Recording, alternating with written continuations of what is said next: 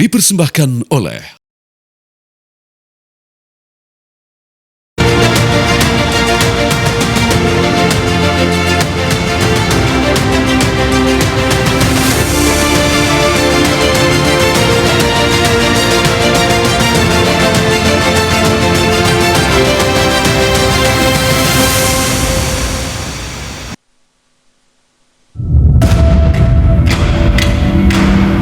Bapak dulu, maaf ya. Satu dulu. Bapak aja. Yang ini. Ya. Dengan ancaman pidana mati, seumur hidup, dan paling lama 20 tahun. Peggy, kenapa Peggy?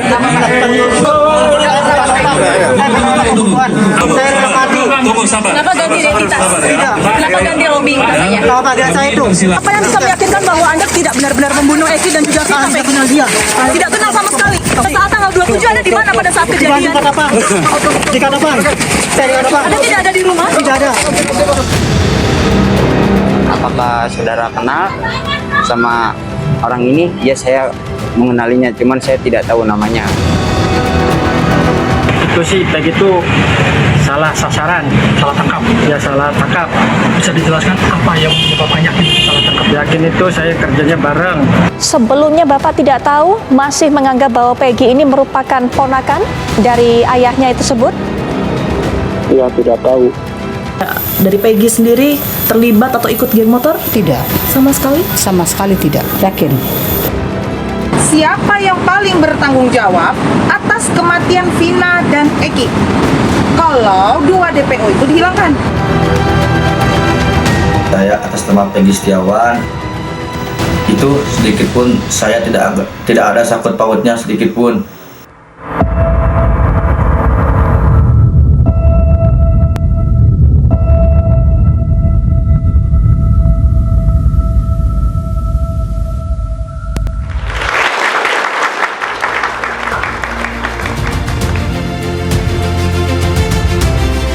Selamat malam. 8 tahun bergulir kasus Vina dan Eki, pembunuhan dan juga pemerkosaan terhadap keduanya bergulir saat ini memasuki babak baru.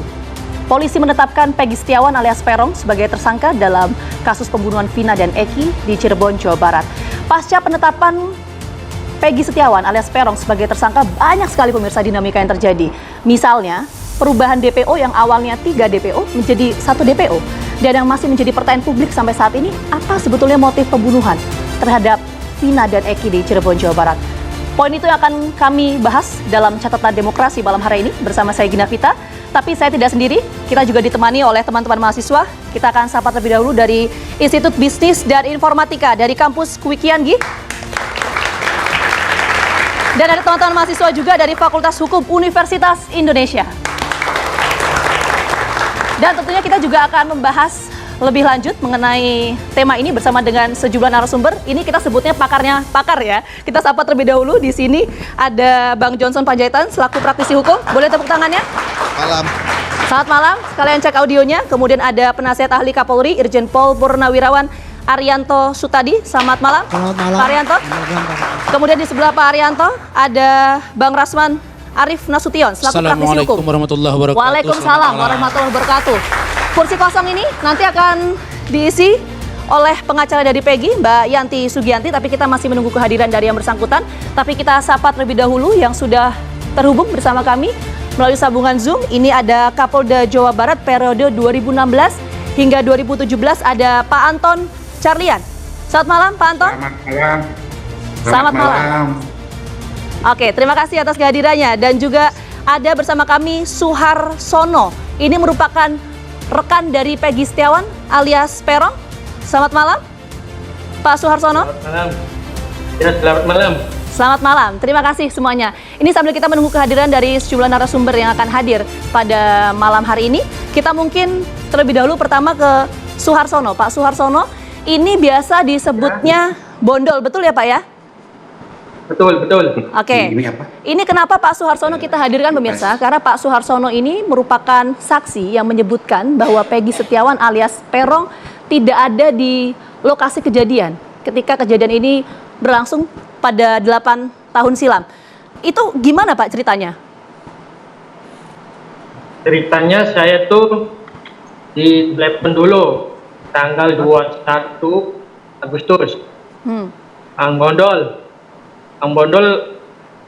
kerja enggak? Kalau nggak kerja berangkat aja ke Bandung. Terus Mang Bondolnya jawab, enggak, nganggur. Peggy, kalau nganggur berangkat aja. Mana? Ke Bandung. Sama siapa? Sama Robi. Robi udah pernah ke Bandung. Langsung saya ke rumahnya. Robi, berangkat ya ke Bandung. Saya belum tahu tepatnya, katanya Peggy. Robi udah tahu. Oke. Jadi berangkat tanggal Agustus. Iya, Pak Suarsono, sebentar, maaf saya harus potong. Sebelum dilanjutkan mau menuju ke Bandung, ini tepatnya tanggal berapa, Pak? Ajakan untuk ke Bandung itu? 21. 21 bulan apa? Agustus. Oke, 21 Agustus. 2016. Tahun? 2016. 2016. Oke. Selanjutnya kan diajak ke Bandung tuh, Pak. Ya, Terus kemudian berangkat ke Bandung akhirnya. berangkat. Oke, sama siapa aja, Pak? aja sama Robi, Robi ini siapa? adiknya Peggy. Oke, jadi bersama Robi, kemudian Peggy Setiawan alias Peron yang sekarang ini tersangka. Terus kemudian? Saya berangkat ke Bandung, nyampe. Oke. Nyampe di sana ada Parman, Ibnu, sama Peggy. Tuh, sama ayahnya. Ayahnya itu pemborong bangunannya. Namanya Pak Rudi. Kemudian setelah sampai Bandung, aktivitas yang dilakukan apa, Pak? Ya, bangunan, kerjain rumah yang itu, Pak Aceng. Oke. Berapa lama di sana, Pak? Saya tuh cuma 1 minggu. 1 minggu. Berarti sampai kan tadi berangkat 21 Agustus. Berarti tanggal berapa? 26 atau 27 ya? Pulang ya? 27. Pulang. 27 Agustus 2016 pulang ya? Ya, Oke. Nah, malam pulangnya itu. ya, Pak Suarsono itu pulang sendiri atau gimana, Pak? Ya sendiri, tapi diantar ke Jalan Raya sama Peggy, Ibnu, sama Robi, 3-an. Diantar ke Jalan Raya menuju angkot. Angkot datang, saya naik. Si orang 3 itu, Robi, Ibnu, sama Peggy itu pulang lagi ke Bedeng, tempat kerjaannya. Oh, nggak ikut pulang bareng sama Pak Suarsono, kenapa, Pak? Enggak, ya kan itu kerja di situnya. Oh, masih lanjutin kerja di sana. Nah, Ya, soalnya punya bapak sih, punya proyeknya. Nah Pak Suarsono tanya nggak, itu sampai kapan tuh ngelanjutin pekerjaan di Bandung? Sempet tanya gitu nggak ke Peggy? Ya, enggak sih sayanya, soalnya enggak betah. Oh, itu alasan Pak Suarsono kenapa pulang karena nggak betah. Ya, Oh, nah Pak Suarsono, Peggy sempet cerita nggak rencana pulang kapan? Tadi kan Pak Suarsono tanggal Enggak. 27 tuh. Oh. ya enggak kontak-kontak lama saya pulang tuh. Nah, Pak. Oh, langsung. Ya. Nah, Pak Suarsono waktu itu tahu keberadaan Peggy tanggal 27 Agustus itu kalau masih di Bandung itu dari mana? Ya dari nganter saya ke Jalan Raya menuju angkot, nganter saya pulang. Tuh. Nah, oh karena nganter ya. Tapi mungkin nggak sih Pak, misalnya Pak, misal Peggy ini pulang tapi nggak sama Pak Suarsono, mungkin nggak itu? Ya mungkin lah, saya pulang aja 3 jam atau 4 jam tuh, sampai di sini jam 11, nggak mungkin. Gitu. Oh, nah kemudian Peggy waktu pas nganter Pak Suarsono tuh di jam berapa itu? Itu ya lupa sih, pokoknya yang penting jam 8 saya diantar ke Jalan Raya ke angkot tuh. Saya lupa dia pulangnya jam berapa itu. Langsung saya naik bis melalui Panjang, Goodwill, terus nyampe ke Cirebon 0 kilometer 202. Saya turun jalan Ternyata Oke, oke. lihat naik tangga, lihat kejadian kecelakaan awalnya. apa aja kecelakaan motor itu aja orang dua. Tuh, saya lihatnya kayak gitu. Kata orang-orang juga itu adalah itu apa kecelakaan. Awalnya saya pulang ke rumah, udah nggak cerita apa-apa sama orang. Gak taunya, tahu-tahu udah kecelakaan itu pada kerasupan di lindanya. Ya. Oke, Pak Suarsono. Pembunuhan. Ya, sebelum sampai ke sana, Pak Suarsono, mungkin kita ingin tanya dulu begini. Pak Suarsono ini sudah berapa lama kenal sama Peggy? Ya, lama sih, tapi ya jarang ketemu sih, cuma rekan kerja bangunan. Kalau saya ada kerjaan, diajak di Peggy. Kalau Peggy juga ada kerjaan membondol, yuk kita kerja. Gitu. Oh, lama itu berapa lama Pak kira-kira? Ya, itu sih sekampung, beda RT-nya aja. Oh, oke. Jadi memang bukan setiap hari ya, tapi memang teman sekampung begitu ya Pak ya? Sudah cukup lama berarti ya? Itu rekan kerja. Oke. Nah, karakter dari Peggy ini selama Pak Suarsono kenal gimana sih Pak? Ya orangnya sih baik, ramah. Tuh, dia tulang punggung ibu sama buat adik-adiknya. Sama, dia tidak itu neko-neko, rokok juga tidak rokok sih kayak gitu. Oke. Profesi sehari-harinya apa Pak? Kerjanya apa? Peggy ini? Siapa? Saya? Peggy. Ya, buruh bangunan itu. Buruh bangunan, oke. Sudah lama itu menjadi buruh bangunan? Ya, udah lama. Oke. Sudah saya lulus SMP lah. Nah, mungkin sedikit Pak Suarsono, ini Peggy ini bisa naik motor terus ikut geng motor gitu nggak sih sepengetahuan Pak Suarsono? Kan sudah lama tuh kalau sama naik motor Peggy. Ya, tapi ya enggak grup geng motor. Oh, bisa naik motor tapi nggak ikut geng motor ya? Ya. Oke, mungkin kita sedikit ke kuasa hukum dari Pak Suarsono dulu ya. Dengan nama siapa Pak? Ya. Jayadi Kabo, Mbak. Oke, Pak Jayadi, Pak Suarsono ini pernah menjadi saksi di persidangan nggak Pak sebelumnya? Atau sempat dimintai keterangannya oleh polisi? Belum, Mbak. Belum sama sekali ya? Sama sekali. Oke, nah ini kenapa kemudian memberikan kesaksian ini gimana Pak ceritanya? Pada akhirnya Pak Suarsono sekarang memberikan kesaksian. Jadi pada kemarin itu dia menunjuk kami bertiga untuk konsul bahwa dia mengetahui rekannya itu pas kejadian itu ada di Bandung, Mbak, gitu, Mbak. Iya, oke. Makanya demi keadilan dia berani mengungkapkan kebenaran gitu, Mbak. Oke, tidak ada perintah siapapun atau arahan siapapun untuk memberikan keterangan seperti ini begitu Pak di publik? Tidak ada artinya ya? Tidak ada, Mbak. Oke, baik. Kita menuju ke narasumber yang ada di studio terlebih dahulu. Kita menuju ke Pak Aryadi. Pak Aryadi, mungkin ada yang ingin ditanyakan ke Suarsono? Sementara saya tidak ya. Oke, nah tapi begini, yang menarik adalah kenapa kemudian ada perubahan DPO ya? Ini kan padahal di amar putusan disebutkan memang ada 3 DPO, tapi kemudian menjadi 1 DPO. Itu seperti apa? Kalau itu akan saya terangkan ya, tapi pelan-pelan saya terangkannya supaya karena saya biasanya kan ngomong cepet banget gitu ya, susah dimengerti gitu. Jadi gini ceritanya, kasus ini dulu kan diawali tahun 2016 terjadi kasus dilaporkan bahwa itu kecelakaan oleh Polsek dilaporkan kepada pihak korban. Pihak korban waktu itu menerima apa adanya, tapi kemudian setelah melihat kejadian melihat luka-luka dan kerusakan handphone yang tidak cocok dengan ceritanya kalau kecelakaan tunggal, maka dia lapor ke Polres dengan lapor bahwa kecurigaan adanya pembunuhan. Oleh Polres kemudian ditangani. Waktu itu Kapolres mengumumkan bahwa kami menetapkan 11 tersangka, 8 sudah ketangkap dan 3 menjadi DPO. Itu dulu ya Kapolres tahun 2016.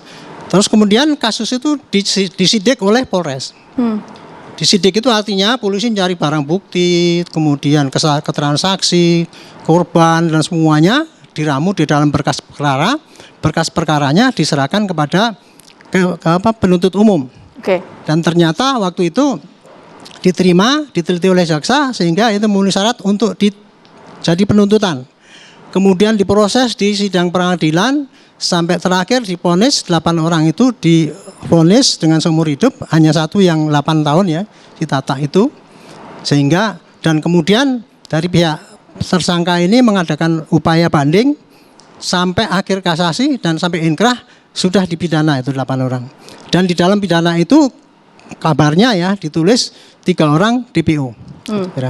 Nah kemudian ketika kemarin kami cek kepada Dirkrimum, kenapa kok itu dulu itu ada 3 DPO? Iya Pak, itu berdasarkan keterangan daripada saksi 5 orang tersangka itu, ya, yang mengatakan bahwa itu adalah DPO waktu itu. Oke. Dan satu orang pernah dicari, yaitu yang Peggy itu ya, dicari ke rumahnya tidak ada, tapi kemudian DPO itu oleh polisi tidak diintensifkan walaupun ada putusan ya. Karena apa? Saya sebagai penyidik mengamati begini, hasil daripada kinerja polisi itu kalau untuk penyidikan itu ukurannya adalah kepada vonis. Kalau dia divonis salah dan kemudian ingkrah, itu berarti kerjaan polisi untuk penyidikan itu sudah benar. Oke. Itu ya. Kemudian apabila ada yang tidak benar, maka dia bisa dikonter dengan yang namanya PK untuk itu. Oke. Kemudian belakangan muncul itu ya berita di film yang menggambarkan seperti itu. Kemudian muncul pernyataan-pernyataan pada orang dari tersangka bahwa ini saya salah tangkap dan sebagainya. Disitulah kemudian publik jadi geger ya, mempertanyakan kenapa kok kayak gitu kemudian bisa 8 tahun mencari 3 orang DPO, orang-orang kecil-kecil aja kok susah. Mungkin ini karena dilindungi atau apa dan sebagainya gitu ya. Yang muncul begitu. Tapi kemudian setelah mendengar itu, dalam waktu 15 hari polisi Jawa Barat bisa menangkap gitu ya. Oke. Kemudian saya tanyakan, baru tadi saya dapat informasi yang melegakan. Kenapa? Karena keterangan dari salah satu saksi ya mengatakan bahwa Pak, 3 orang DPO itu sebetulnya yang betul ada orangnya adalah 1. Yang lain itu tidak ada. Gitu. Intinya gitu ya. Kenapa kok dia ngaku? Ya. Dia baru ngaku sekarang karena dulu ketika dia ditahan itu dia digebukin oleh temannya supaya tidak ngaku, kira-kira begitu. Ya. Jadi sekarang tadi Polda Jabar mengatakan, Pak, kami tidak mencabut DPO itu, tetapi karena memang dari 3 DPO itu yang ada sesungguh orangnya itu adalah 1 itu, makanya itulah sekarang jadi DPO. Nah sekarang polisi secara intensif akan menampung semua keterangan-keterangan ya, baik yang memberatkan maupun yang meringankan tersangka ini untuk mencari klarifikasi. Apakah benar mereka itu betul-betul DPO dan pelakunya? Apa Oke tidak? Pak Arianto, Gitu. ya kita tangkap poinnya. Artinya perubahan ini karena ada perkembangan penyidikan. Nanti kita akan minta tanggapan dari Bang Johnson, tapi kita jeda dulu. Kami kembali hadir saat lagi untuk Anda.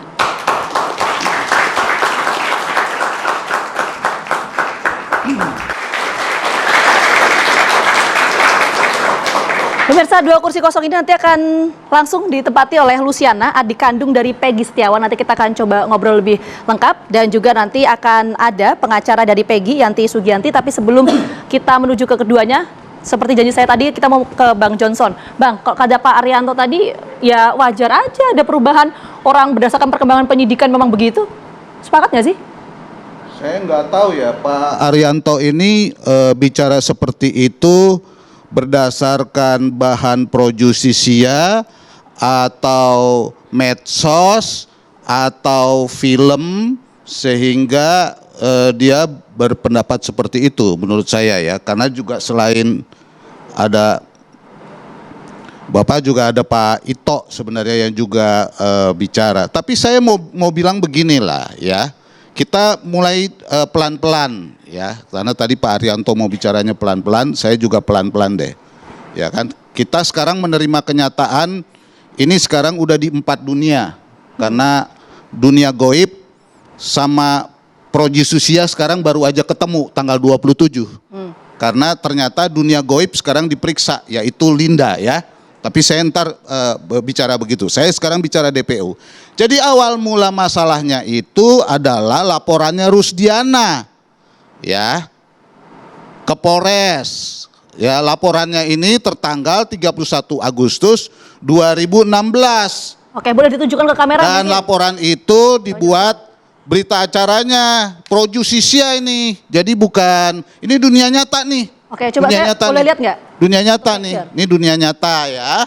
Saya Oke. bicaranya yang nyata-nyata aja deh, karena dunia nyata itu kan dunia hukum, ya kan? Oke, jadi gimana soal DPO itu? Nah, di dalam Perubahan. laporan ini Pak Rusdiana nih, dengan segala rasa hormat saya nih, saya harus hati-hati karena yang bersangkutan dan adalah keluarga korban bersama juga dengan keluarga Vina. Punten nih. Tapi saya harus bicara dengan sangat terus terang, ya kan? Nah, di dalam laporan ini terlihat jelas bahwa Pak Rusdiana menjelaskan 11 orang pelaku di sini, ya. Jelas Berdasarkan sekali BAP ya? semuanya. Ya. Berdasarkan itu, nah di dalam laporannya itu dikatakan di sini adalah secara bersama-sama ada kekerasan terhadap sebentar. Oke, totalnya berapa? Jangan sampai salah nih. Enggak, ini penting nih soalnya. Oke. Pembunuhan, pemerkosaan, pengeroyokan, penganiayaan. Ini kata laporan. Di sini ada 11 nama nih. 1, 2, 3, 4 Eko, Supra, Hadi, dan lain sebagainya. Yang terakhir Saka. Jadi prosesnya begini. Jadi ada soal laporan, ya. Kalau ini laporan, maka harus ditindaklanjuti secara benar dengan olah TKP. Ya, disinilah baru scientific criminal investigation harus berjalan dan sesuai dengan standar. Standarnya yang pertama adalah siapa petugas-petugas yang ditugaskan untuk melakukan tindak lanjut ini secara pro Oke, justisia. sebelum kesana Bang Johnson, singkat. Tadi kan Bang Johnson menyampaikan itu katanya 11 Ya. totalnya. Berarti DPO harusnya berapa berdasarkan BAP itu? Loh, kalau lihat ini semua dan ini semua ada di dakwaan Berapa dan totalnya? kemudian ada putusan, semuanya 11, 3 DPO. 3 DPO ya? 3 DPO dan itu sesuai dengan putusan Mahkamah Agung. Oke, dan nama-namanya itu disebutkan nggak sesuai dengan rilis Polda Jabar? Ada Andi, Nah, Dani, Anda menyebutkan Vero. rilis Polda Jabar. Di sini letak masalahnya. Ya, main-main rilis. Rilis itu yang benar, jangan sampai kayak kasus Sambo. Antara rilis dengan kenyataannya beda. Oke. Hati-hati. Nih, gini loh. Kita mencintai institusi ini. Dia konferensi pers atas nama institusi loh. Jadi harus benar. Oke. Jadi harus benar. Apa yang ada semua di sini faktanya begitu kok. Putusan Mahkamah Agungnya juga begitu. Kok bisa konferensi persnya beda? Kemudian setelah diteliti hilang 2. Ya. Ya. Nah, di sini pertaruhannya kan jadi institusi. Tapi saya mau bilang kepada citizen dan netizen semua, ya, sesuai dengan pasal 1 ayat 2 konstitusi. Kita harus bergerak sebagai rakyat yang berdaulat agar penegakan hukum kita benar. Oke, kita tangkap poinnya, Bang Johnson. Artinya ada 3 DPO kok bisa berubah jadi 1, Bang Rasman? Baik, terima kasih. Ini janggal nggak sih? Sebentar. Kalau Bang Johnson, senior saya, bang saya, mengatakan kita sekarang bicara dunia nyata. Justru saya menjadi aneh. Dalam KUHP diatur alat bukti itu 5. Pertama, saksi, ahli, surat, petunjuk, dan keterangan terdakwa. Sejak kapan nambah jadi 6 orang yang kesurupan jadi dasar hukum untuk memproses orang lain? Kita bicara fakta. Mohon maaf ini Bang. Siapa Sebentar, yang Bang. maksud yang kesurupan terus diperiksa? Nah itu kan dari kesurupan buat laporan polisi, kemudian diproses jadi film. Abang tahu film Bang? Itu acting. Tadi aja keterangan dari Linda, dia mengatakan bahwa saya sudah 6 bulan tidak komunikasi dengan Vina dan saya tidak sesuai dengan film itu. Apakah keterangan begini yang sudah dijelaskan oleh Linda menjadi fakta hukum? Enggak juga Bang. Oke. Karena itu sebentar, saya jelaskan dulu. Jangan sampai Gini, Bang. Saya tidak bicara fakta hukum film-film dan dunia goib, nggak ada. Abang mengatakan dunia nyata. Bang, abang mengatakan dunia, maka abang harus lihat kenapa terbit film itu, kenapa terbit laporan itu. Itu ada peran di situ orang yang kesurupan, abangku. Bos, kita nggak bicarain film, Bos. Iya, loh. Nggak bicarain abang film, Bos. mengatakan, maka saya katakan tadi, abang berarti abang nggak ikuti dong. Bagaimana terbitnya film itu, bagaimana cerita film itu, bagaimana terbitnya laporan itu. Saya kira akan sangat sakit, sedih sekali perasaan orang tua Eki daripada kita yang bukan ayah kandung dari Eki. Orang tuanya polisi, dia sudah mengatakan sudah berusaha, tapi fakta mengatakan bahwa kita ini bang lawyer, abang saya baca di situ praktisi hukum independen. Saya dengan abang independen, kita penegak hukum praktisi, bukan pembela. Karena itu saya berjalan secara profesional. Saya coba komunikasi Bu Yanti. Kemarin, maaf saya teruskan, pengacaranya Peggy.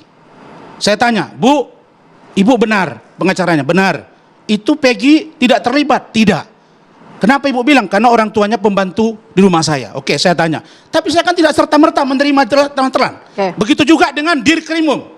Saya kenal Kombes Surawan. Saya telepon. Beliau katakan kami tidak menghilangkan 2 DPO. Tapi yang kami temukan dari 3 itu 1. Dan keterangan itu berubah-ubah. Oke, itu berdasarkan apa?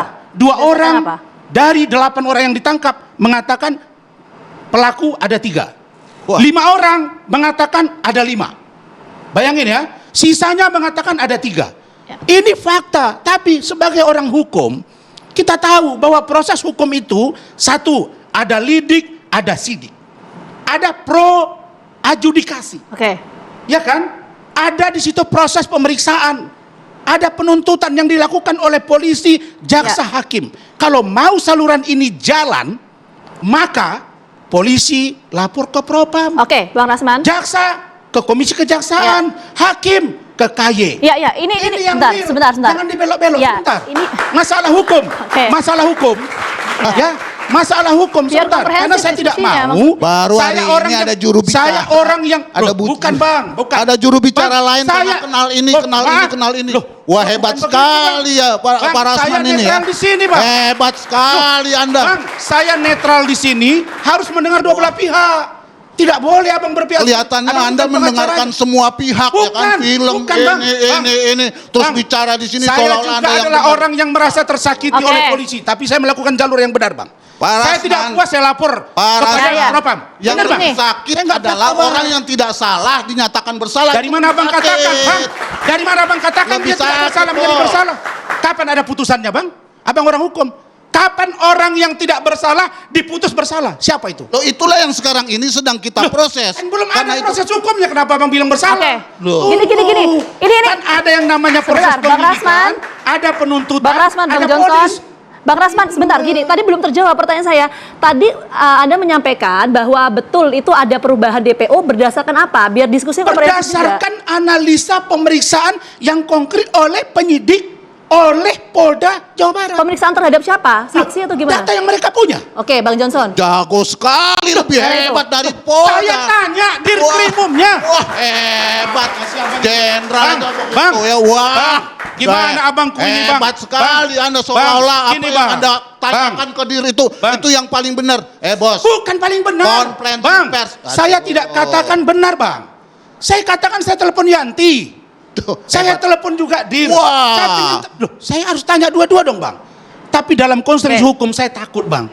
Jangan gara-gara satu film kita terbangun persepsi orang yang seharusnya menjadi pelaku jadi salah proses hukum. Ini bukan saya film, sangat sedih bahwa orang nyawa manusia melayang, Bang. Ini bukan pasti film. Kita akan. Saya percaya Polri bisa tuntas. Bang, sebentar. Saya percaya Polri bisa tuntas. Biar diskusi komprehensif juga. Itu tadi cukup nggak berdasarkan keterangan dari sejumlah saksi?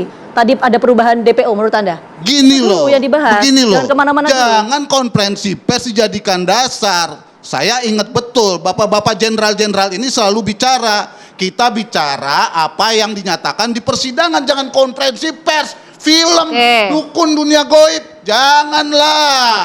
Mentang-mentang kenal ini, kenal itu, jangan sembarangan. Jadi menurut Bang Johnson, yang menguatkan adalah soal berita acara pemeriksaan atau BAP dan sudah ada amar putusannya ya. Oke, nanti kita akan bahas lagi. Gina, saya kasih kok masalah persidangan. Sabar dulu, ini kita harus invite karena tadi kan disampaikan ya kan, ada Mbak Yanti. Kita coba invite Mbak Yanti Sugianti, pengacara Peggy, dan juga ada Mbak Luciana, adik kandung dari Peggy Setiawan yang tadi juga baru saja ya menjalani pemeriksaan di Polres Cirebon.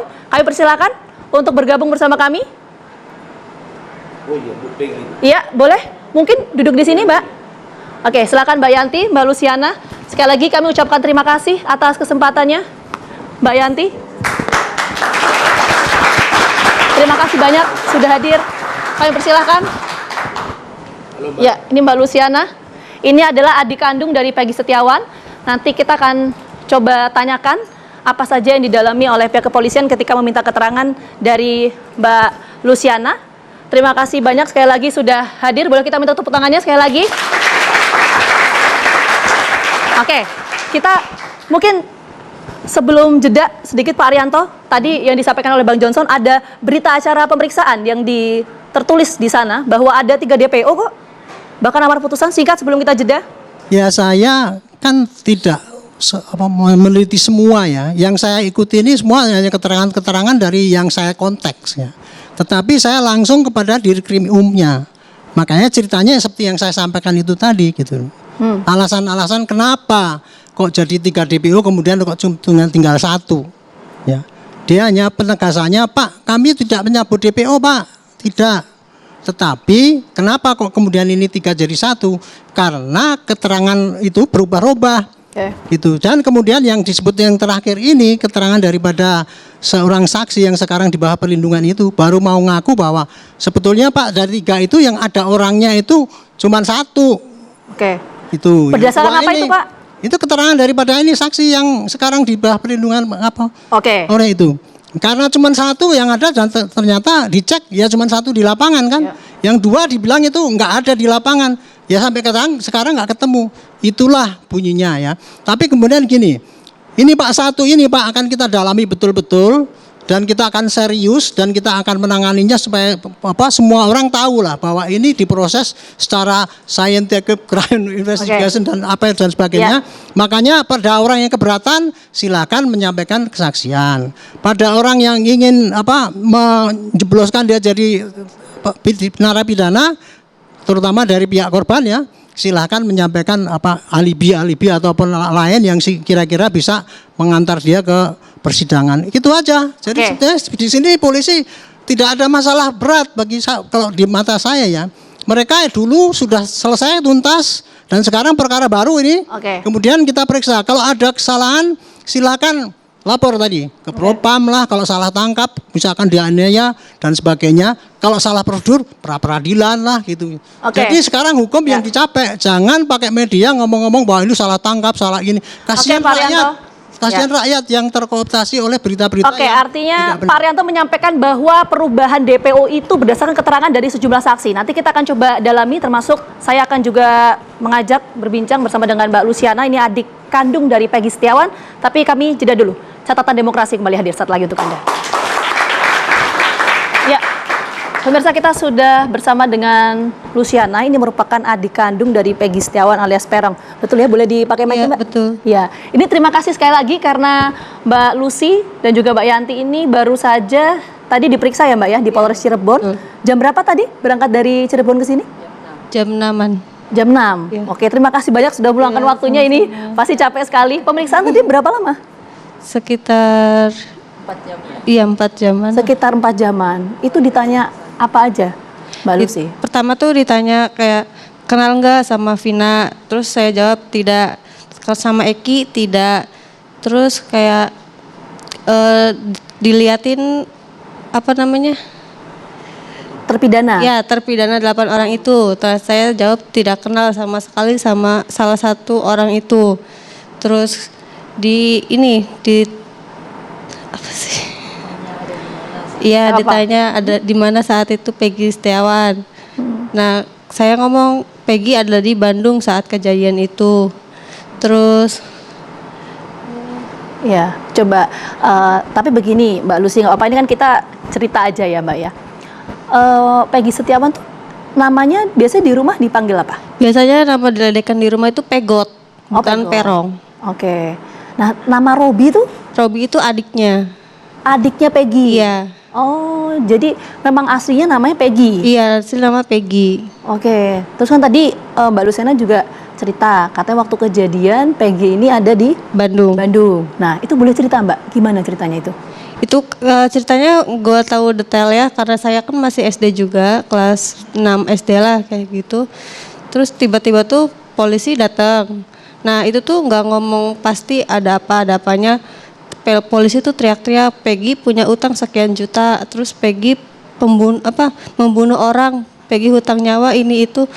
Tiba-tiba tuh kayak langsung geledah, masuk ke dalam gitu, terus kayak nyari-nyari barang bukti tapi nggak ada gitu. Oke, itu waktu pas polisi datang ke rumah ya? Iya. Tapi Mbak Lucy ini tahu kalau Peggy ada di Bandung waktu kejadian itu dari mana Mbak?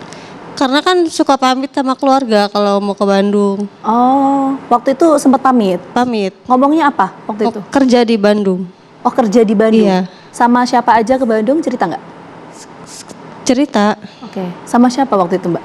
Waktu itu, seingat Mbak Lucy? Waktu itu tuh sama pamannya Parman, terus Bondol, adiknya Robi, terus Ibnu sama ayah kandungnya.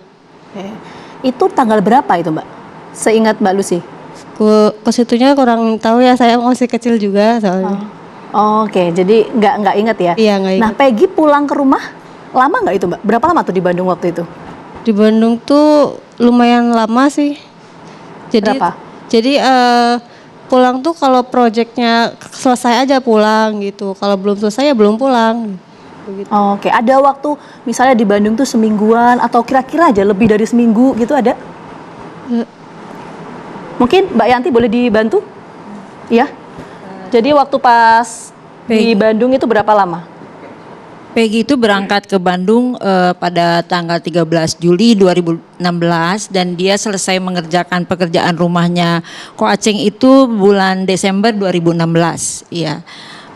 Kalau saya sih melihat ini adalah beberapa kejanggalan yang saya lihat dalam penanganan perkara ini. Satu, pada saat digeledah setelah 2 hari kejadian itu tidak ada surat penggeledahan. Kemudian Peggy juga tidak ada di tempat karena dia sedang bekerja di Bandung. Dia bekerja sebagai buruh bangunan dan dia sudah bekerja sebagai buruh bangunan itu di usia 15 tahun karena memang dia sebagai tulang punggung keluarga. Ibu bapaknya sudah berpisah dan hal-hal kemudian setelah penggeledahan itu tidak dilakukan pemanggilan, padahal keluarga menyatakan bahwa Peggy ada di Bandung. Jadi keberadaan Peggy itu benar-benar tidak disembunyikan. Kenapa polisi tidak melanjutkan penanganan perkara dengan melakukan pemanggilan terhadap Peggy? Dasar penetapan DPO itu kan harusnya ada pemanggilan dulu 3 kali. Jika memang yang diduga melakukan tindak pidana itu tidak hadir di dalam pemanggilan selama 3 kali baru ditetapkan sebagai DPO. Tapi penetapan DPO-nya itu hanya didasarkan pada keterangan saksi-saksi pada saat persidangan. Dan setelah adanya amar putusan menyatakan 3 DPO itu, tapi DPO tidak dicari saat itu, hanya menggantung di 8 tahun. Kemudian setelah kasus Pinapira baru dinyatakan ada DPO dan DPO itu tidak ada sketsa wajah. Begitu kan, kita juga bingung siapa yang tertera dalam DPO itu. Sementara ciri-ciri DPO pun tidak sama dengan Peggy karena di situ dicantumkan bahwa DPO itu berumur 31 tahun sementara Peggy 27 tahun. Kemudian berambut ikal, tetapi Peggy kan tidak berambut ikal dan alamat rumah juga di Mundu dan Peggy itu beralamat rumah di desa saya. Ya, begitu. Mbak Yanti, nanti kita akan coba dalami lebih lengkap yang tadi Mbak Yanti sampaikan. Tapi tadi pertanyaan saya belum terjawab. Peggy ini berangkat di tanggal berapa? 13 Juli 2016. Saat mengerjakan rumahnya Ko Aceng, kembali di Desember 2016. Di Desember 2016. Iya, Oke, beberapa bulan setelahnya berarti ya? Iya, beberapa bulan setelahnya. Oke, nanti kita coba dalami soal DPO tadi dipertanyakan oleh Mbak Yanti. Kita boleh ke Mbak Lucy lagi. Mbak Lucy, ini keseharian dari Peggy ya, atau Pego tadi ya, kalau panggilan di rumah. Itu gimana sih Mbak? Kesehariannya tuh dia anak yang baik, dia nurut juga sama orang tua, dia tidak ikut-ikutan geng motor, dia juga tidak minum, tidak merokok, tidak kayak berkumpul-kumpul sama komunitas motor gitu. Oke, jadi tidak pernah ya kumpul-kumpul, bahkan kumpul aja sama komunitas motor gitu, nggak pernah? Tidak. Tidak pernah sama sekali. itu Peggy sempat cerita sendiri ke Mbak Lucy? Iya, karena apa? Saya tahu kalau Peggy keluar, kan kalau ikut-ikutan kayak gitu pasti sering keluar, sering kemana-mana. Itu tidak, itu di rumah terus. Oke. Pulang kerja juga langsung ke rumah, langsung sholat, langsung istirahat, udah. Oke. Nah, ketika Peggy terus ditetapkan tersangka, yang ada di benak Mbak Lucy waktu itu apa? Saya kaget sih, jujur saya kaget banget, nggak nyangka. Karena ya emang Peggy tidak melakukan itu semua. Oke. Nah, Mbak, ini sekaligus juga supaya konfirmasi ya. Ini kan informasi yang beredar, misalnya dari pihak ketua RT RW setempat menyampaikan kalau misalnya Peggy keluar rumah itu selalu menutup mukanya, pakai masker, terus jalannya tuh seperti terburu-buru, seperti sembunyi-sembunyi. Itu bener nggak sih, Mbak? Itu emang orangnya begitu, orangnya tertutup. Jadi kalau kemana-mana juga kayak gitu, pakai hoodie, pakai masker, pakai helm yang nutup gitu. Emang jalannya emang kayak gitu, bukan karena ada apa-apa gitu. Oke, jadi itu udah lama, Mbak? Seperti itu kok bisa keluar? Udah lama, iya udah lama. Udah dari kapan itu, Mbak? Dari dulu juga begitu, orangnya tertutup, nggak kayak ya udah asal pakai, nggak gitu. Oke, jadi kesehariannya memang seperti itu ya. Oke. Nah, tapi tinggal sehari-hari bersama siapa, Mbak? Sama mama di Cirebon, di rumah. Di Cirebon? Iya. Itu satu rumah sama siapa, Peggy? Sama nenek. Hanya berdua atau ada orang lain? Ada orang lain sama nenek, karena kan kita belum punya rumah sendiri, kita masih numpang sama nenek. Oke, hanya berdua sama nenek atau ada yang lain? Ada yang lain juga. Oke, siapa, Mbak?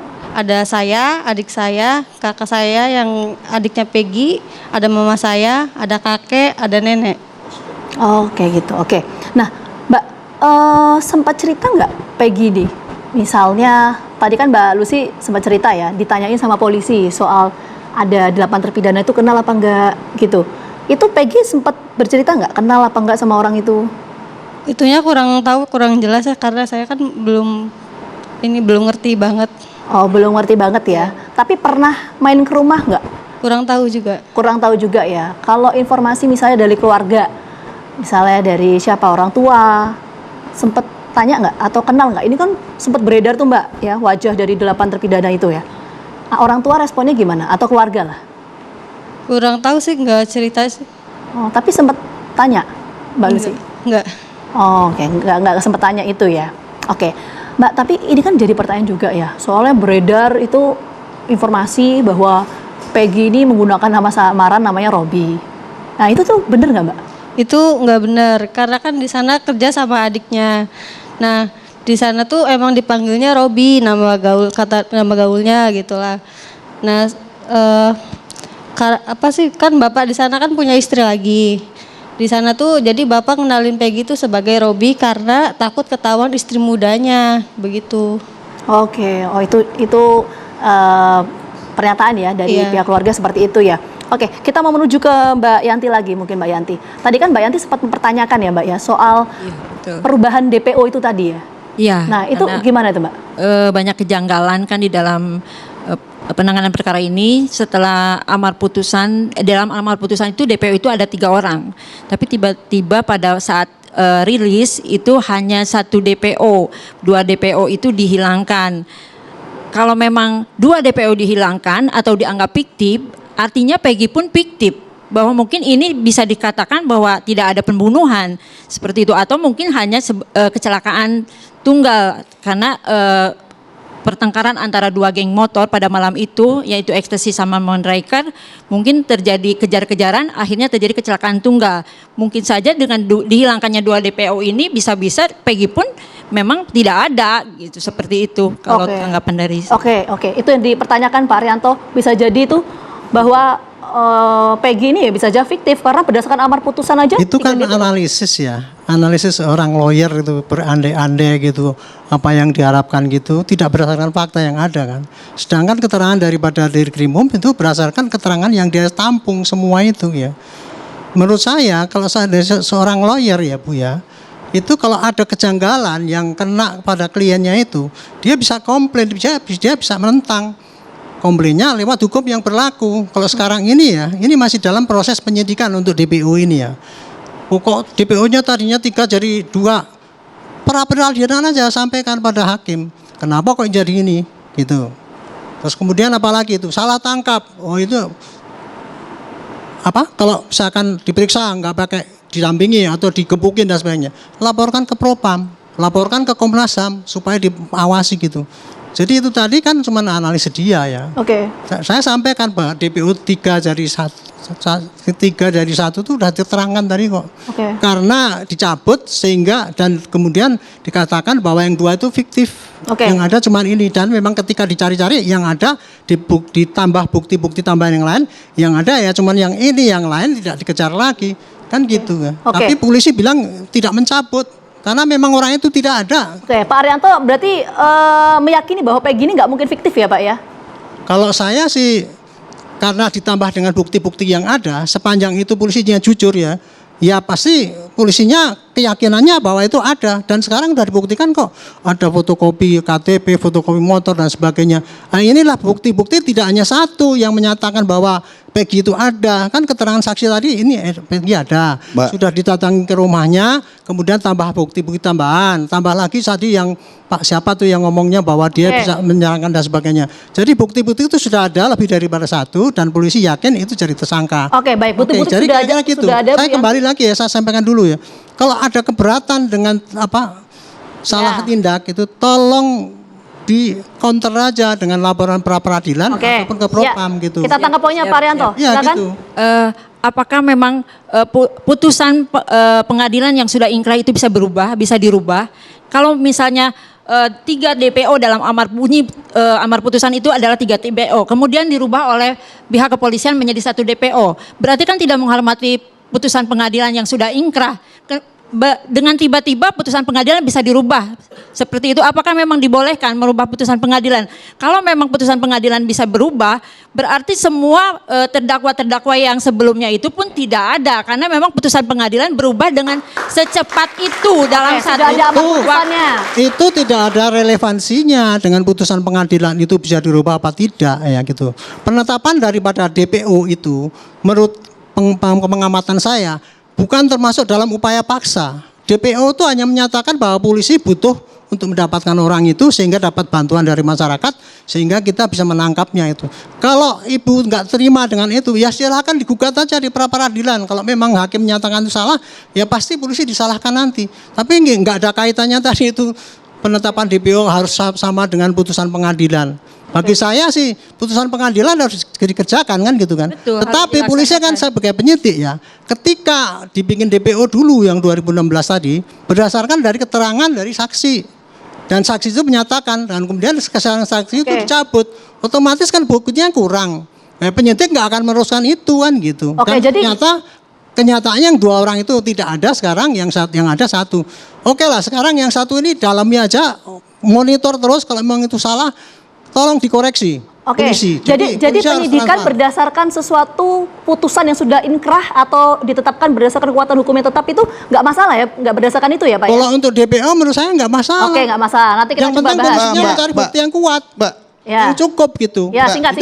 Saya merespon apa yang dikatakan oleh Pak Arianto itu kan ya. Tuduhannya kan ini kan di konferensi pers dimunculkan ke publik seolah-olah menghilangkan identitas apa segala macam padahal namanya memang itu begitu ya. Jadi kalau memang begitu menurut saya ya laporin aja karena itu berita bohong konferensi persnya. Anda bisa bayangkan. Itulah itu analisis yang menyesatkan menurut saya. Pers kan. Ini lembaga apa ini kayak begini nih? Itu analisis yang menyesatkan rakyat. Itu levelnya Polda. Seorang pakar hukum Pak Arianto, Bang Joshua nanti kita bahas lebih lanjut. Tidak ada itu relevansinya antara rilis yang gitu. Pak Arianto, nanti kita bahas. Ini kan ada Bang Anton Carlian, mantan Kapolda Jawa Barat. Kita mintakan pendapat beliau dan saya juga mau tanya apa yang beliau lakukan ketika beliau jadi Kapolda pada waktu itu. Oke, nanti kita tanyakan. Tapi sebelumnya kita mau menuju ke Pak Suharsono dulu karena informasi yang kita dapatkan bahwa Pak Suharsono atau Bondol ini sempat mendapatkan teror saat ini. Itu betul atau tidak? Jawabannya nanti. Saat lagi kami kembali hadir untuk Anda. Oke, seperti janji saya tadi kita akan langsung berbincang bersama dengan Pak Suharsono. Pak Suharsono. Oke, Pak Suharsono, ini informasi yang kita dapatkan bahwa Pak Suharsono ini sempat mendapatkan ada dugaan ya Pak ya. Teror itu betul Pak? Ya belum ada sih, tapi yang media aja yang sering itu tuh saya risih itu Oke. Jadi lalu nanyain. Oke, jadi mendapatkan teror gitu nggak pernah ya? Belum pernah. Tidak media itu. Oke, baik. Boleh ke kuasa hukum Pak Suharsono? Mungkin? Ya. Gimana Mbak? Pak, jadi tidak betul ya ada misalnya semacam teror atau gangguan yang didapatkan oleh Pak Suharsono dalam kasus ini? Nggak betul ya itu ya? Nggak betul, sampai sekarang masih aman-aman aja, masih baik. Oke, masih aman-aman saja ya Pak ya? Oke, itu jadi harapan kita bersama juga. Oke, ini kita coba langsung berbincang kembali. Ini ada Kapolda Jawa Barat periode 2016 hingga 2017, Pak Anton Carlian. Selamat malam, Pak Anton. Selamat malam, terima kasih. Ya, terima kasih Pak Anton. Pak Anton, langsung saja, sebelum kita membahas soal perubahan DPO Pak, ini yang harus diketahui publik. Pak Anton ini kan menjabat sebagai Kapolda Jawa Barat, itu kan di bulan Desember 2016, itu betul ya Pak ya? Betul sekali. Oke, nah ketika Pak Anton menjabat, kasus pembunuhan Vina dan Eki ini memang masih ditangani di Polres Cirebon atau sudah P21 dilimpahkan ke kejaksaan? Waktunya kurang jelas, tetapi saat itu kasus tersebut tidak menjadi atensi dan tidak menimbulkan satu friksi-friksi maupun keresahan masyarakat, sehingga apabila kasus tersebut tidak menimbulkan keresahan masyarakat, biasanya Polda tidak perlu turut campur, hanya mungkin bimbingan teknis saja. Itu saja. Oke. Sehingga dalam hal ini saya bukan mau melepas tanggung jawab, tapi apabila pada saat itu pun juga saya harus bertanggung jawab, sekalipun saya sudah pensiun, saya siap untuk bertanggung jawab, karena tidak ada anak buah yang salah adalah pimpinannya. Dan apabila pada saat itu saya sebagai Kapolda diminta pertanggungjawaban, saya siap. Oke, kemudian kalau boleh dilanjutkan mencermati apa yang dibicarakan terdahulu di sini, ada dua masalah. Mungkin satu, DPO 3 menjadi satu. Yang kedua tentang penangkapan PS itu sendiri. Saya belum berani menyebut nama karena tetap ajas praduga tak bersalah. Nah, mari kita bahas satu-satu. Masalah walaupun tadi oleh senior saya Pak Arianto tadi sudah disampaikan, tapi izinkan saya untuk menyampaikan tentang kenapa 3 DPO ini menjadi satu. Dan ini pun juga saya tanyakan ke beberapa rekan-rekan penyidik yang ada di Polda Jabar. Apa betul, apa tidak salah 3 menjadi satu? Jangan sampai ini menjadikan friksi, jangan sampai ini menjadikan keresahan masyarakat. Nah, kemudian dari mana Anda menyatakan bahwa 3 DPO ini menjadi satu?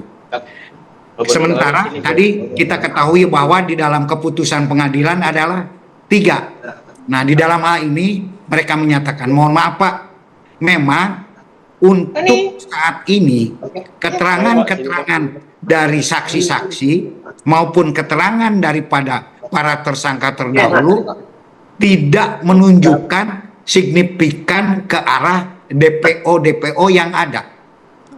Sehingga dengan demikian bukan makin mengerucut, maka malah makin pabaliut gitu kan, makin kemana-mana. Nah, ini juga kita sadari karena tenggang waktu. Mohon maaf, saya pernah menangani kasus Marsina, baru dibuka 15 tahun yang akan datang. Apa yang terjadi sama seperti sekarang ini, bukannya makin mengerucut. Semua tersangka walaupun yang sudah mendapat keputusan mengatakan tidak. Nah, jadi berbeda antara masa lalu dengan masa kini. Dan untuk solusi masalah DPO ini sebetulnya sama juga, tidak dicabut. Hanya mungkin ada satu kesalahan rilis, itu kan kesalahan rilis yang harus diralat kembali seandainya memang DPO ini ada. Tapi saat ini mereka mengatakan bahwa itu adalah DPO hantu karena identitasnya tidak jelas, namanya tidak jelas. Tapi saya bilang, ini kan bisa kita lihat dari rekonstruksi TKP. Di sana kan ada 11. Ada orang-orang yang berperan di sana. Siapa berbuat apa dan melakukan apa, ini kan harus jelas. Tolong, makanya di sini kita harus rekonstruksi kembali TKP dan rekonstruksi hasil gambar olah TKP yang pertama. Pak Anton. Apakah betul 11 atau tidak? Ya. Nah, kemudian kedua, masalah penangkapan Peggy. Nah, ini pun juga saya pertanyakan. Jangan sampai salah tangkap loh. Ini akan sangat berbahaya. Jangan sampai terjadi kasus Sengkonkarta seperti dulu. Apakah Anda sudah yakin? Saya bilang, sudah menangkap Peggy itu? Mereka mengatakan, kami yakin, Pak. Kenapa? Kami karena dari keterangan saksi. Nah, kemudian saya tanyakan, kualitas saksinya bagaimana? Karena maaf, keterangan saksi ini, bukti lisan ini sangat rawan, sangat lemah, lidah tidak bertulang. Bisa saja dicabut sewaktu-waktu. Oke, Pak Anton, mohon maaf saya potong sebentar.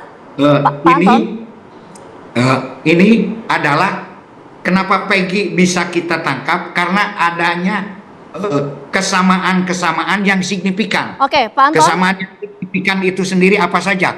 Ya, Pak Anton, Satu, mohon maaf. masalah nama samaran. Kemudian kedua juga motor STNK, dan juga ada saksi yang memang kualitasnya sangat tinggi, yaitu teman Pak Anton. sekolahnya dan salah satu dari tersangka tersebut. Gimana ya sih? Ya, Pak Anton, maaf saya potong dulu sebelum kita jauh ke sana, Pak. Kita fokus dulu. Tadi Pak Anton sempat menyampaikan ya ini mungkin saja soal kesalahan rilis. Itu kok bisa, Pak? Kenapa? Indikatornya apa? Singkat saja, Pak. Indikatornya Polda Jabar itu tidak mencabut DPO, hanya berdasarkan hasil keterangan saksi saat ini loh, bukan saat lalu.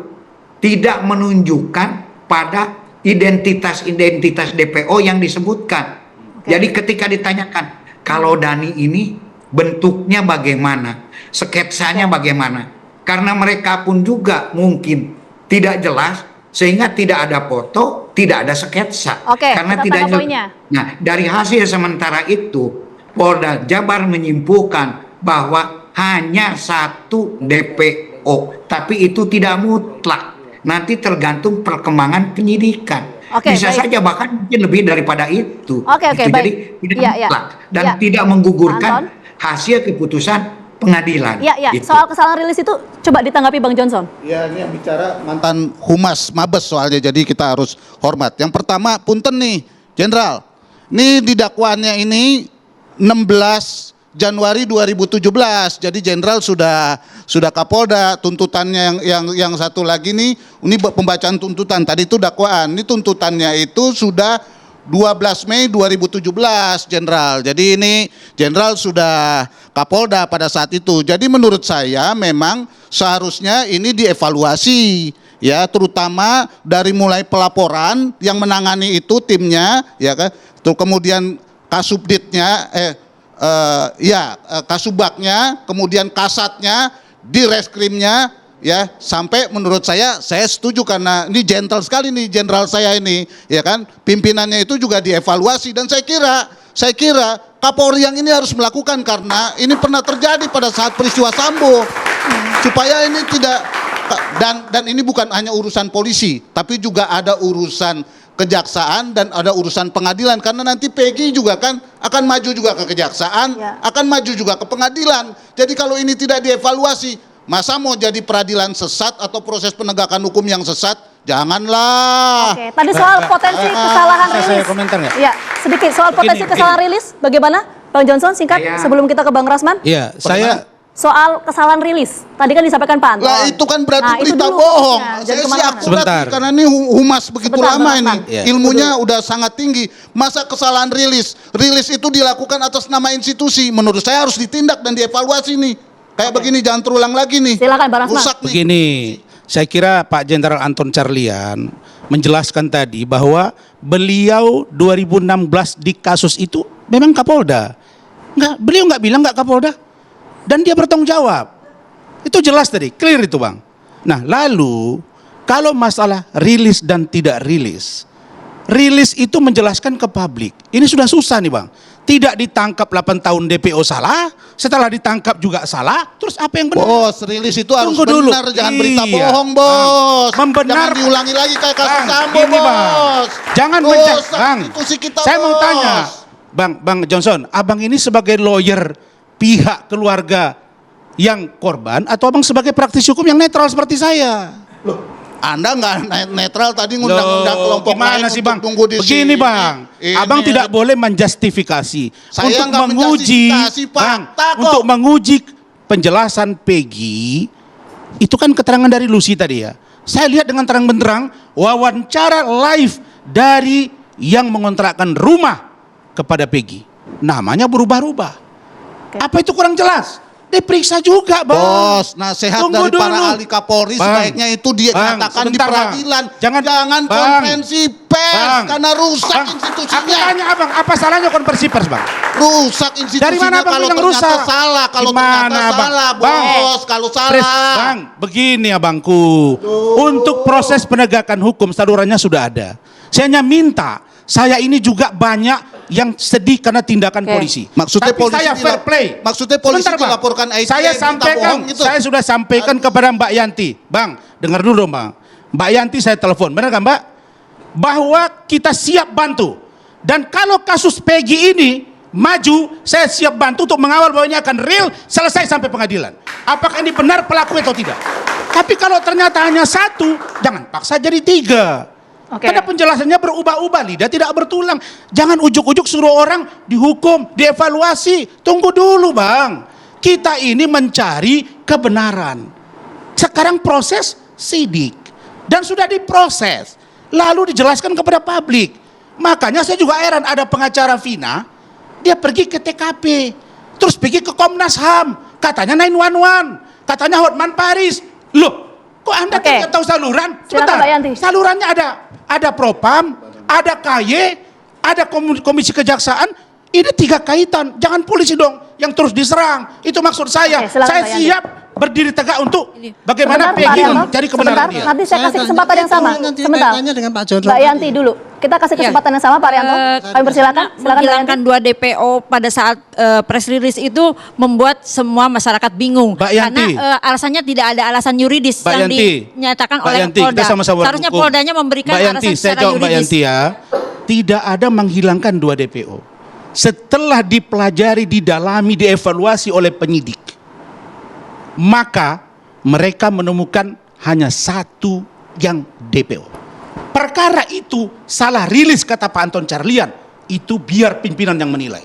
Tapi kalau itu sekarang ditemukan 1, mari kita buktikan keterangan Lucy, keterangan Linda. Linda juga bilang kok dia bahwa saya udah 6 bulan nggak komunikasi, saya nggak dekat-dekat amat. Dan Linda juga bilang tidak mengenal Peggy yang di film. Setiawan.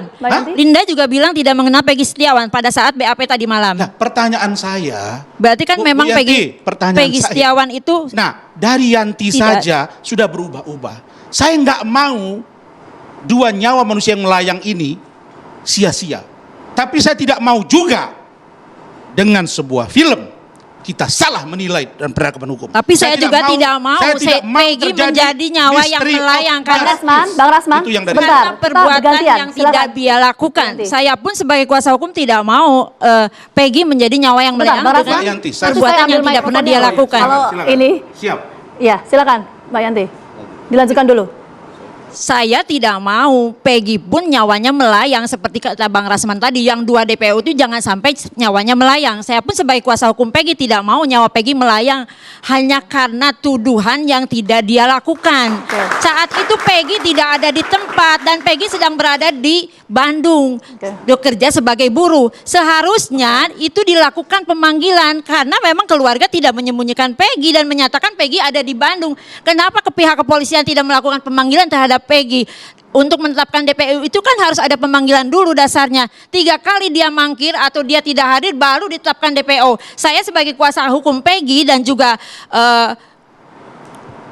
majikan dari ibunya Peggy, karena ibunya Peggy adalah ART di rumah saya. Mungkin saat 2016 pun saya akan mendampingi Peggy untuk penyidikan polisi apabila dilakukan pemanggilan. Tidak mungkin Peggy tidak kooperatif. Saya pasti akan mengajak Peggy untuk kooperatif menghadapi kepolisian, karena saya mengikuti perkara ini dari 2016. Format saya Mbak Yanti. Tidak melanjutkan prinsip pemeriksaan. dasar penegakan hukum kita sebagai lawyer adalah lebih baik membebaskan 1000 orang yang bersalah daripada menghukum 1 orang yang tidak bersalah. Saya setuju.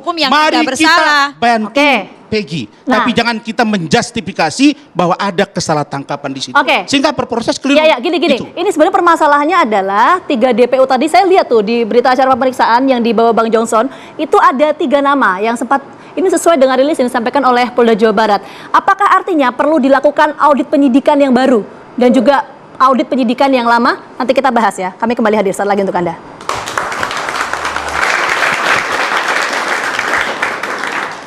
Oke, sebetulnya kita ingin bahas soal motif, karena ini kan motif belum sempat dibahas dimanapun ya. Padahal ini jadi hulu utama dari segala permasalahan ini. Tapi kita mungkin fokus dulu, mau ke Pak Anton dulu deh.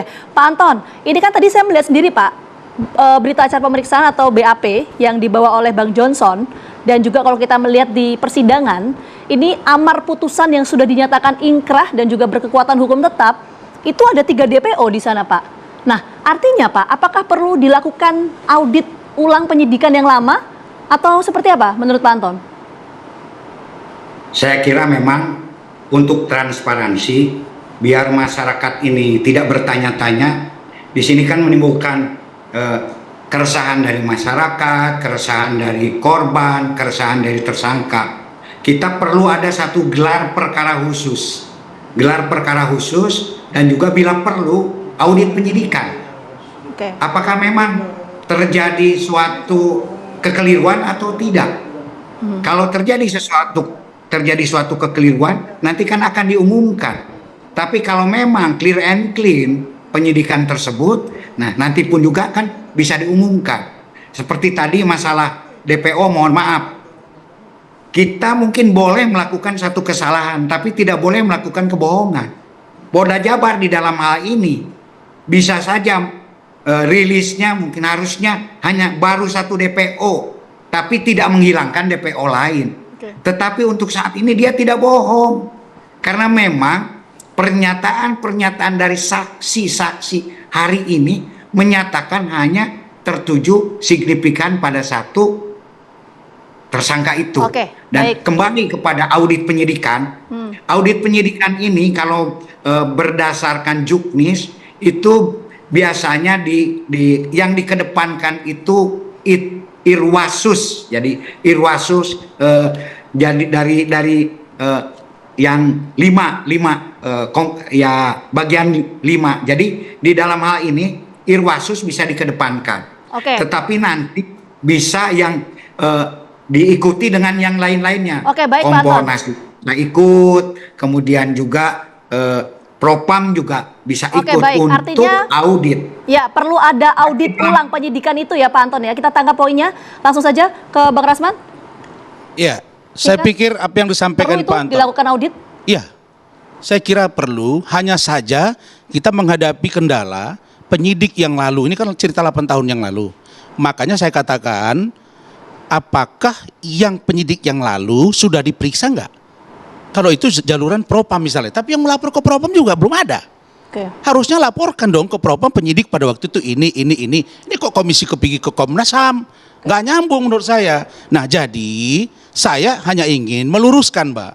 Meluruskan bahwa setahu saya kalau sudah vonis peradilan terhadap satu kasus, artinya tahapan penyelidikan, penyidikan, kemudian pemberkasan, penuntutan, vonis itu sudah clear. Masa iya hakim, maaf ya, memeriksa 8 orang di persidangan tidak melihat di antara yang 8 itu bahwa itu mereka melakukan tindakan yang berbeda dengan yang sesungguhnya. Saya kira makanya saya ingin tahu, tolong didalami motif ini apa sebenarnya. Oke, nanti itu kita bahas, jangan kesana dulu. Makanya kalau dari saya, potensi soal audit penyidikan yang lama itu saya sependapat. Seberapa besar potensinya bisa terwujud? Potensinya itu bisa terwujud kalau orang-orang yang melakukan proses pemeriksaan penyidik pada waktu itu masih ada, konkret, nyata, dan digelarkan. Sehingga transparan. Saya percaya, maaf ya, memang satu nyawa yang melayang ketika Sambo. Tapi kasus itu jelas amat dahsyat. Saya kira kalau Sambo bisa tuntas, ini juga pasti bisa tuntas. Oke, Maka silakan Bang kawal. Johnson, untuk audit ulang penyidikan. Pertama begini, sebelum melakukan itu, hentikan dulu konferensi pers ini. Hentikan dulu. Bang Johnson, tadi sudah dibahas, jangan balik lagi ke situ. Soal hentikan ini dulu, aja. baru evaluasi, baru eksaminasi, dan juga bukan hanya kepolisian, tapi juga kejaksaan dan pengadilan, karena ini ada perkara yang mau jalan. Selain juga teman-teman ini masih punya kesempatan untuk mengajukan PK. Tapi kalau tempatnya becek begini ya, busuk begini, semuanya main, bahkan dunia goib bisa menjadi dunia nyata, ya bisa jadi repot semuanya. Pertanyaan saya adalah audit penyidikan ulang itu bisa terwujud gak kalau menurut Bang Johnson? Mbak, bukan hanya penyidikan, Mbak, tapi juga penuntutannya, kemudian juga pengadilannya itu. Wah, ini Jadi baru masih ada Bang, yang harus kalau jalan. ini saya angkat topi, Abang udah fair berarti ini. Masuk Pak jaksa sama Arianto. hakim. Jangan Silakan, polisi doang. Pak Baik, kalau saya secara singkat ya, nomor 1 penyidikan audit investigasi ya. Kalau investigasi kepada penyidikan tok, saya tidak setuju. Karena kasus ini jadi babaliut ya, karena apa? Oh, mosok kasus kayak gitu gampang sekali vonis gitu loh. Kan gitu kan? Simple, padahal itu perkosaan dan sebagainya. Kenapa kok bisa divonis? Mungkin ya yang nggak benar penyidikannya, tapi juga kenapa jaksa bisa menerima? Dan ketiga, kenapa hakim bisa memutuskan itu perkosaan padahal itu nggak diperiksa? Jadi kalau mau investigasi ya proses peradilan itu mulai dari polisi, kemudian sampai jaksa, ya? sampai hakim, sampai Mahkamah Agungnya harus diperiksa ulang. Itu kan suatu hal yang panjang ya. Makanya itu kalau saya ukuran daripada polisi penyidikan itu udah oke apa tidak, seperti Bang Rasman tadi katakan, polisi itu ya penyidikannya dianggap sukses, tidak ada cacat apabila vonisnya berhasil. Kalau ada kesalahan harus dikoreksi dengan hukum. Itu tadi PK atau dan sebagainya. Termasuk juga yang penyidikan belakangan ini, yang DPO ini, kalau ada kesalahan silakan pra peradilan, jangan ngomong-ngomong gini saya nggak terima. Ini kesempatan untuk mengajukan ini. Artinya semua Jadi sepakat kira-kira ya, gitu. perlu Jadi singkatnya investigasi saya kalau soal itu. audit penyidikan saya nggak setuju. Karena harus semuanya. Karena penyidikan sudah oke. Baik, kita Jadi tangkap nggak poinnya. perlu diinvestigasi Ya. lagi gitu. Tidak perlu diinvestigasi lagi. Bu Yanti, silakan, perlu tidak menurut Anda? Untuk diaudit kayaknya perlu, jangan sampai terjadi kesalahan kedua kali terhadap Peggy yang sudah dilakukan sebelumnya. Perlu akan penyidikan itu ya. Nah, tapi begini, kita tadi bahas soal, ini kita sudah case close lah ya, ini soal perlu nggak perlu, kalau dilanjutkan nanti nggak selesai, bisa 3 hari ini. Kita beranjak soal motifnya. Ini kan sebetulnya motif belum pernah dibahas ya, tapi kita membahas soal pelaku. Kalau Bu Yanti melihatnya soal motif ini bagaimana? Melihat dari keterangan dari Linda tadi malam, saya sih mempelajarinya ini analisa dari saya itu adalah kecelakaan tunggal. Karena mungkin malam itu terjadi pertengkaran antara 2 geng motor, Monster dan Ecstasy, yang kemudian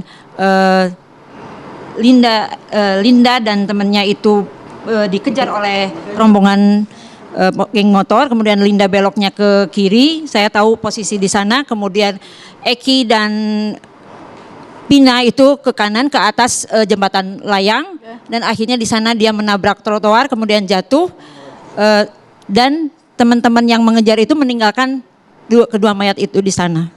Kalau analisa saya, karena Linda mengatakan bahwa dia tidak kenal dengan Peggy, kemudian dia kenal sama Eki itu dia kenal sama Pina itu dari Eki. Jadi Eki itu dulunya dekatnya dengan Linda dulu daripada Tapi begini, singkat mungkin Bu Yanti, artinya kalau menurut Bu Yanti ini apakah motifnya karena percintaan atau karena memang ini saling serang antar geng motor atau ada faktor lain? Diawali mungkin dengan percintaan, kemudian akhirnya terjadilah serang antara 2 geng motor, karena Linda dan Vina itu memang termasuk ke dalam anggota geng motor. Mbak Yanti, ini saya kira perlu pendalaman yang serius oleh penyidik Polda Jabar. Mbak Yanti tadi bilang keyakinan itu kecelakaan tunggal. Mbak Yanti tahu nggak kalau itu ada orang yang kemarin kesurupan, cerita ini itu terbit itu, tahu nggak? Tunggu dulu. Oke, yang kedua, Bang Rahmat. Kan keluarganya sudah Bang curiga. Rasman, bentar. singkat ya. Iya, soalnya kan durasi keluarganya kita curiga mau handphone habis. tidak rusak ini dan lain-lain. Apakah Masa kesurupan iya- bisa dijadikan Mas- dasar bentar, untuk penyelidikan? Bentar. Bukan. Oke. Justru saya menjadi bingung ke orang yang kesurupan jadi proses hukum yang Oke, baik. ditegakkan. Ya, Yang ya. saya katakan Itu, adalah makanya. kalau ini kecelakaan tunggal versi dari Mbak Yanti pengacaranya Peggy, saya kira perlu pendalaman yang serius. Oke. Artinya Betul. ini ada hal yang serius di balik motif ini. Oke, Ya, jadi betul. Bukan saja artinya asmara, tapi mungkin di Bu luar asmara. Yanti, Iya, Bang karena saya Rasman, menganalisa setelah mohon maaf Linda. karena waktu kita terbatas ya. Jadi ini yang masih jadi PR para tim penyidik adalah mendalami motif. Baru kita bisa mengetahui konstruksi khusus atau keseluruhannya seperti apa. Terakhir mungkin ke Mbak Lucy apa yang ingin disampaikan? Mbak Lucy, singkat.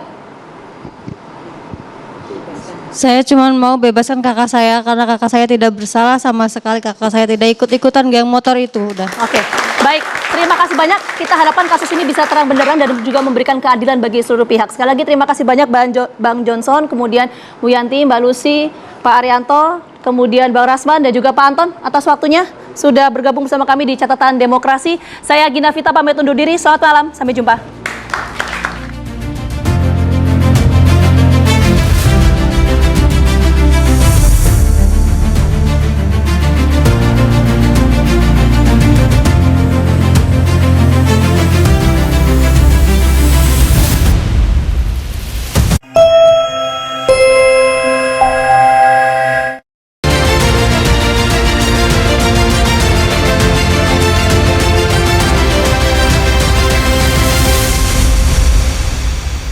Dipersembahkan oleh